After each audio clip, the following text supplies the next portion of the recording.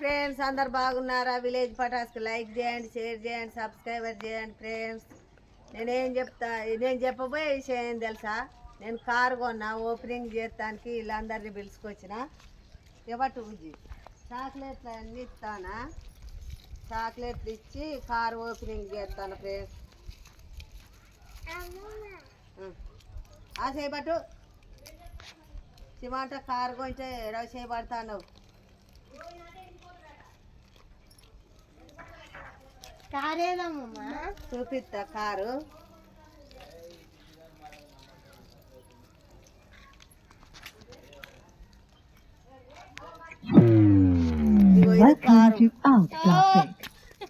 car